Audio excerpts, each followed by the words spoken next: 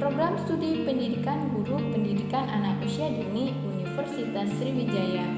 Kali ini saya akan memenuhi tugas pada mata kuliah Manajemen dan Administrasi Sekolah.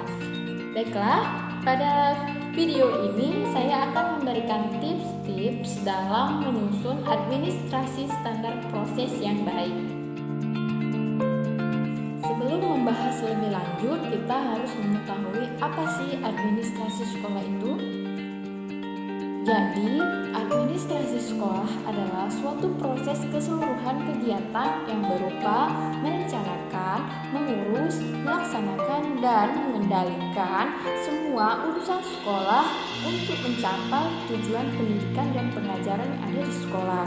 Nah, jadi penataan dalam administrasi sekolah ini menjadi begitu penting sebagai sumber data utama manajemen sekolah. Nah, untuk itu perlunya trik khusus dalam menyusun administrasi ini. Saat ini, penataan administrasi sekolah mengacu pada 8 standar nasional pendidikan, yaitu 1. Administrasi standar isi, 2. Administrasi standar proses, 3.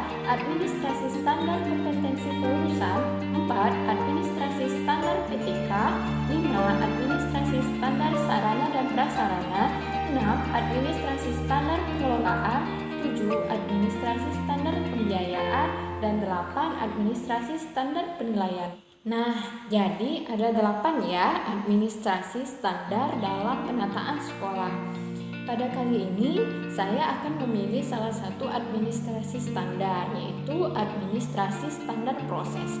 Jadi, di dalam administrasi standar proses ini terdapat administrasi guru yang berupa silabus, program tahunan, program semester, RPPM, RPPH, dan masih banyak lagi.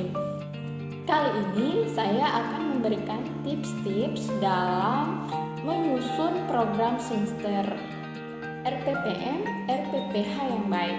Yang pertama, kita dalam menyusun program semester, berikut langkah-langkahnya. 1. Membuat daftar tema untuk satu semester. Nah, pemilihan tema dan penentuan tema ini dilakukan guru sebelum awal semester kegiatan pembelajaran dimulai.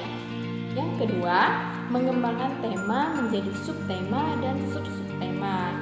Nah, dalam memilih subtema atau sub-subtema ini, kita harus memperhatikan usia anak, kesiapan guru, dan media pembelajaran yang mendukung. 3. Menentukan alokasi waktu untuk setiap tema dan subtema.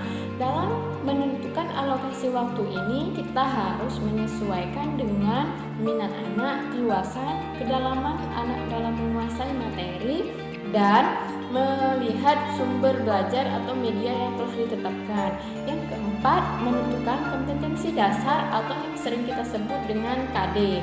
Nah, dalam pemilihan KD ini kita harus memuat seluruh 6 aspek bidang perkembangan anak, yaitu nilai agama moral, kognitif, bahasa, sosial emosional, fisik motorik, dan seni. Yang kelima, KD dapat ditulis lengkap atau juga bisa ditulis dalam bentuk kode. Misalnya, untuk nilai agama dan moral dapat kita tulis lengkap atau juga dapat kita tulis kodenya saja. Misalnya 1.1, 1.2, dan sebagainya. Dan yang keenam, KD dapat diulang-ulang di setiap tema atau subtema. Dan KD ini juga dapat berubah di sewaktu-waktu kita melihat kondisi tertentu. Yang selanjutnya, rencana pelaksanaan pembelajaran mingguan atau yang sering kita sebut dengan RPPM yang disusun untuk pembelajaran selama 1 minggu. Nah, RPPM ini dijabarkan dari program semester yang telah kita buat. Berikut langkah-langkah dalam membuat RPPM. 1. Identitas program layanan. Identitas program layanan ini berisi nama satuan PAUD, semester, bulan, hari, dan minggu yang keberapa. Yang kedua, KD yang dipilih. KD yang ditetapkan dalam RPPM ini harus disesuaikan dengan program semester yang telah kita buat. Dan KD yang kita pilih harus mewakili semua 6 aspek bidang perkembangan anak. Dan yang ketiga, materi pembelajaran. Materi pembelajaran ini diambil dari materi pembelajaran yang sudah dijabarkan. Kemudian materi pembelajaran ini harus kita masukkan pengembangan pembelajaran SOP-nya. Jadi pembiasaan pada anak itu harus kita lakukan dan harus kita masukkan ke dalam materi pembelajaran dan dapat kita terapkan sehari-hari untuk pembiasaan bagi anak. Kemudian materi pembelajaran itu harus kita kaitkan dengan tema atau subtema yang telah kita pilih. Tidak boleh temanya tanaman tetapi kita memilih materi pembelajaran tentang hewan, jadi tidak nyambung. Kemudian 4. Rencana kegiatan.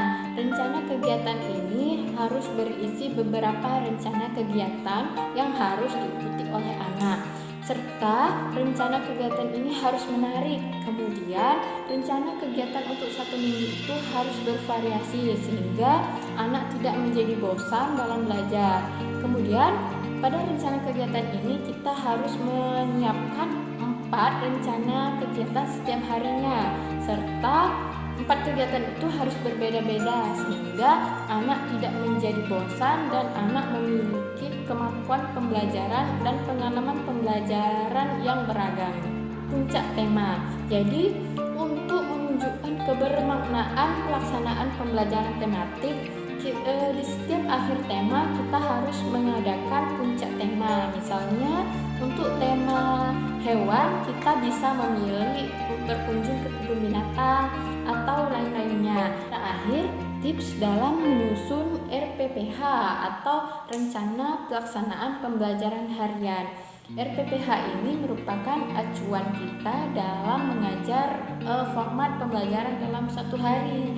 Nah, format RPPH ini tidak baku, namun harus memuat semua komponen-komponen yang telah ditetapkan. Nah, berikut komponen-komponen RPPH itu terdiri dari 1.